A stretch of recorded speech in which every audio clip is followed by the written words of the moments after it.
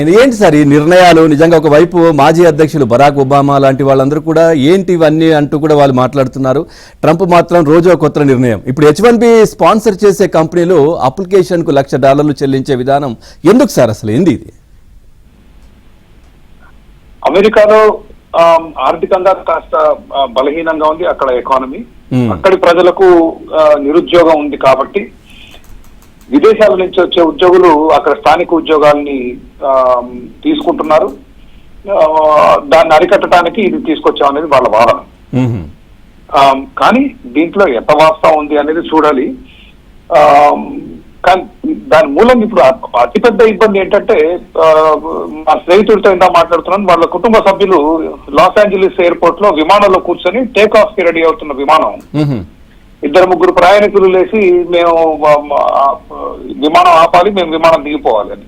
ఎందుకంటే H1B లో వెళ్ళిన వాళ్ళు మళ్ళీ వెనక్కి రావటం ఎట్లా అనేది చాలా కన్ఫ్యూజన్ ఉంది. మైక్రోసాఫ్ట్ సంస్థ లాయర్లు వాళ్ళు ఉద్యోగులందరికీ మెసేజ్ పంపించడం జరిగింది. మెసేజ్ మీతో షేర్ చేసుకుంటాను, ఆఫ్లైన్ పంపిస్తాను. దాంట్లో చాలా స్పష్టంగా విదేశాల్లో H1B మీద ఉన్న మైక్రోసాఫ్ట్ ఉద్యోగులందరూ వెనక్కి వచ్చేయాలి, అమెరికాలో ఉన్న ఉద్యోగులు ఎవరు కూడా బయటకు పోవద్దు, ఇక్కడే ఉండండి అని. సో దాని మూలంగా ఈ టెక్ కంపెనీల్లో చాలా భయాందోళనలు చోటు చేసుకున్నాయి. అయితే ట్రంప్ వాదనలో మాత్రం ఎటువంటి పాసా ఎందుకు లేదు అంటే, అమెరికా గత 25 సంవత్సరాల్లో H1B మూలంగా అనూహ్యమైన ప్రగతిని సాధించగలిగింది. అమెరికాని మీరు కనుక యూరప్ తో పోలిస్తే అమెరికా పెరిగిన వేగం 2 ఇంతలు. అమెరికా జీడిపి వేగంగా పెరిగింది.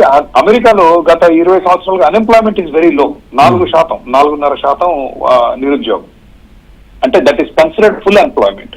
మీరు ఇవాళ చూస్తే అమెరికా ప్రోడక్ట్స్, ఏ యూరోపియన్ దేశం కూడా అమెరికా చేసే ప్రోడక్ట్స్, ఫేస్బుక్ కానివ్వండి, యాపిల్ కానివ్వండి, అమెజాన్ కానివ్వండి, ఎన్విడియా కానివ్వండి, టెస్లా, మైక్రోసాఫ్ట్, గూగుల్, ఇట్లాంటి అన్ని కంపెనీలు కూడా విదేశీయులు చేసిన సహకారంతో, విదేశీ ఉద్యోగులు తెచ్చిన లాభాల మూలంగా, వాళ్ళ మూలంగా వచ్చిన టెక్నాలజీ కానీ నాలెడ్జ్ కానీ మూలంగా ఈ కంపెనీలు వచ్చాయి.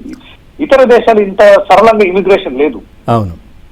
సో అమెరికా చాలా లాభం పొందింది. సరే, ఇప్పుడు ఈ నిర్ణయము అమెరికాకే ఇబ్బంది అని అనుకోవచ్చా? 100% అమెరికాకి ఇబ్బంది. నా అనుమానం, అమెరికాలో ప్రతి 2 సంవత్సరాలకు ఎన్నికలు ఉంటాయి, మధ్యంతర ఎన్నికలు వస్తున్నాయి. America definitely it will be affected economy. దాంతో పాటు ఇంకోటి జరుగుతుంది. ఇప్పుడు ఈ టెక్ సంస్థలు ఏవైతే ఉన్నాయో ఇటువంటి ఆంక్షలు విధిస్తే ఏమంటే చాలా అవలీలుగా అవుట్సోర్స్ చేస్తారు ఉద్యోగాన్ని.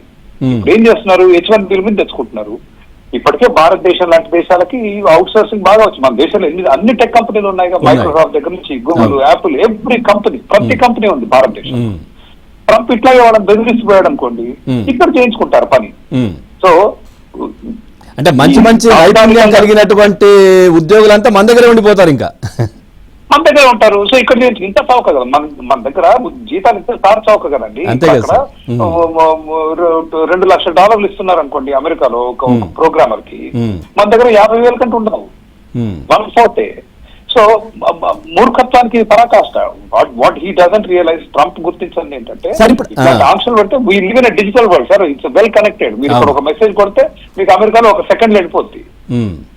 పాత రోజులు కాదు కదా, ఓడలో 2 నెలల ప్రయాణాలు కాదు ఇప్పుడు. Connected world. ఇక్కడ చేయించుకుంటారు పని, ఇక్కడ పెట్టుకుంటారు ఉద్యోగుల్ని. నష్టపోయేవారు అమెరికానే. అవును.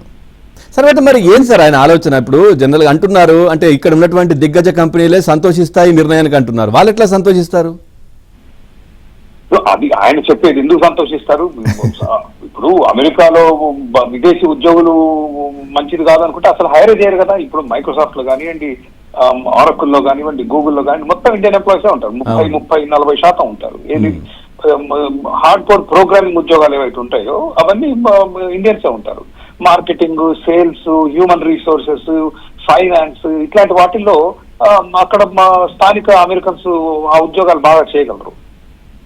కాబట్టి కంపెనీలు బెదిరించి వాళ్ళు కూర్చోబెట్టి గొంతుకు కత్తి పెట్టి చెప్పరా అంటే వాళ్ళు చెప్పకేం చేస్తారు? అక్కడ అమెరికా అధ్యక్షుడు కదా, వాళ్ళ దగ్గర అపారమైన శక్తి ఉంటుంది కదా ప్రభుత్వం దగ్గర. అంతే కదా సార్. అంటే ఇది ఎట్లా విదేశీయులను నియమించుకోండి అని చెప్పిన ట్రంప్ 2 రోజులకే ఇట్లాంటి బిల్లు తీసుకురావడం ఏంటి అసలు? నాకు తెలియదు. మొన్న అందరూ టెక్ కంపెనీ దిగ్గజాలతో ట్రంప్ వైట్ హౌస్ లో మీటింగ్ పెట్టాడు, చూసారో లేదో? అవును. సత్యనాథెల్లా ఉన్నాడు, సుందర్ పిచాయ్ ఉన్నాడు, అందరూ ఉన్నారు అక్కడ. బిల్ గేట్స్ కూర్చోన్నాడు, జకర్బర్గ్, అందరు, ఈలాన్ మస్క్ తప్ప మిగిలిన వాళ్ళందరూ పెద్దవాళ్ళందరూ వచ్చారు ఆ సమావేశానికి. ఆ రోజే వాళ్ళకి ఇట్లా $100,000 తీసుకొచ్చి పెడుతున్నాను అని చెప్పాడట అని వార్త.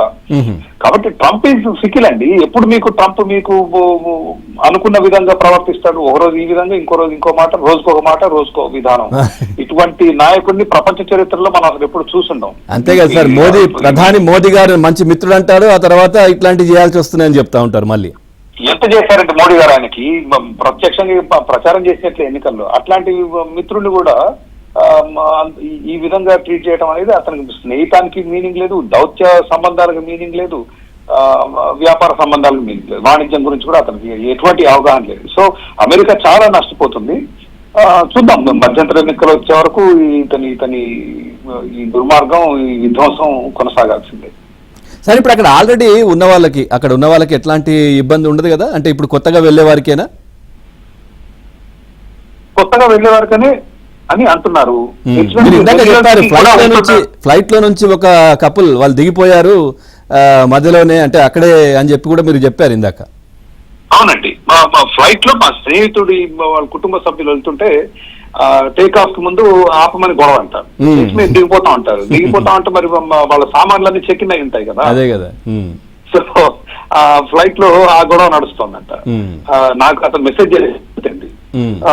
బట్ మైక్రోసాఫ్ట్ కూడా సెంట్ నోటిఫికేషన్ అవుట్ సేయింగ్ ఎవరు ప్రయాణం చేయొద్దు, H1B మీద ఉన్నోళ్ళు అక్కడే ఉండాలి అని.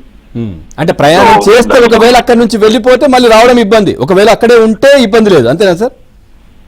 అని ప్రస్తుతం మేము ఇంకా ఫిగర్ అవుట్ చేస్తున్నాం, ఎట్లా మేనేజ్ చేయాలో ఇప్పుడే తెలిసిన విషయం. కాబట్టి నేను actual I read what you need to do if you're on H1B status and are in the US, you should remain in the US. తర్వాత సార్, భారతీయ ఉద్యోగాలపైన ఎక్కువ ప్రభావం ఉంటుందంటారు, నిజమేనా? మనకు లాభమా నష్టమా ఇది అసలు? సరే, తాత్కాలికంగా షార్ట్ టర్మ్ లో ఇటువంటి చేంజెస్ ఎప్పుడైనా నష్టమే చేస్తాయి. లాంగ్ టర్మ్ లో ఏమవుతుంది అనేది వేచి చూడాలి. నేను ఇందాక అన్నట్లు కంపెనీలకు కొంత టైం పట్టుద్ది అడ్జస్ట్ కావడానికి, కొత్త రియాలిటీ. ఇప్పుడు గతంలో ఒక విధంగా వ్యాపారం చేసేవాళ్ళు, ఇప్పుడు వ్యాపార పద్ధతులు మారుతున్నాయి ప్రభుత్వం పెట్టిన ఆంక్షల మూలంగా. ఆ మారిన పద్ధతులు కొంచెం అడ్జస్ట్ కావడానికి టైం పడుతుంది. నేను అనేది ఏంటంటే, ఈ కంపెనీలు కూడా పోటీ ప్రపంచంలో బతుకుతున్నాయి. అవును, పోటీ పడాలి అంటే మీకు ఉద్యోగులు కావాలి, నైపుణ్యం ఉన్న ఉద్యోగులు కావాలి. ట్రంప్ ఆంక్షలు పెట్టాడు కదా అని నైపుణ్యం లేని అమెరికన్ ఉద్యోగులు పెట్టుకొని వాళ్ళకి 2 జీతాలు ఇస్తే మునిగిపోతారు. అంతే కదా, అవసరం ఉంటే వీళ్ళన్నా $1,00,000 ఇచ్చేసి తెప్పించుకుంటారు, మునిగిపోతారు. కాబట్టి ఏం చేస్తారు, నా అంచనా ఏంటంటే, they will have to out source to other countries. ఉద్యోగులు తెచ్చుకోలేనప్పుడు ఉద్యోగాన్ని బయటకు పంపిస్తారు, ఇండియాలో చేయించుకుంటాం. ప్లస్ భారతదేశం లాంటి దేశాలు ఇప్పుడు దాదాపు 3.5 దశాబ్దాలుగా ఈ పని చేస్తున్నాయి. ఇక్కడ నైపుణ్యం ఉన్న వాళ్ళు చాలా మంది ఉన్నారు. సో నెట్ నా భావన ఏంటంటే, అమెరికాకి అపారమైన నష్టం జరుగుతుంది. అది వాళ్ళు గుర్తిస్తారా లేదా అనేది వాళ్ళ కర్మ, మనం ఏం చేయాలి. సరే సార్, ఇప్పుడు ప్రజెంట్ విద్యార్థులకు కావచ్చు, ఉద్యోగులపై ఎట్లా ఉంటుంది అసలు ప్రభావం, ఏ విధంగా ఉంటుంది? అంటే మీరు అన్నారు ఇంకా కొంచెం టైం కావాలి తెలియడానికి, కానీ మామూలుగా మీ అంచనా ప్రకారం ఎట్లా ఉంటుందంటారు? లేదండి, విద్యార్థుల మీద ప్రభావం ఆల్రెడీ కనిపిస్తుంది. ఈ సంవత్సరం దాదాపు 30% 40% తగ్గిపోయారు అమెరికాకి వెళ్ళే విద్యార్థులు. దాని మూలంగా అమెరికాకు వచ్చే ఆదాయం కూడా తగ్గుద్దిగా. ఫీజుల రూపంలో మనోళ్ళు కట్టే ఫీజులు మామూలు ఫీజులా, విపరీతమైన ఫీజులు కడతాం. మనం ఫుల్ ఫీజు కట్టేస్తాం. అమెరికాలో చాలా మంది రెసిడెంట్ ఫీ, అంటే స్థానికంగా మీరు ఆ రాష్ట్రంలో ఉంటే రాష్ట్ర పౌరులకి ఫీజు ఆల్మోస్ట్ సగమే ఉంటుంది. అవును, బయట నుంచి వచ్చిన వాళ్ళు పూర్తి ఫీజు కట్టాలి. విద్యార్థుల మీద ఆల్రెడీ ప్రభావం పడింది, వెళ్ళటానికి ఆసక్తి చూపించట్లేదు. ఎందుకంటే మనం మాస్టర్స్ కో దేనికి వెళ్ళినప్పుడు దాని తర్వాత ఒక H1B ఒక 6-7 ఏళ్ళు పనిచేస్తాం. మనం పెట్టిన పెట్టుబడి, ఇది చదువుల మీద పెట్టిన పెట్టుబడి, అంతమంది మనం కాస్త సంపాదించుకుంటాం.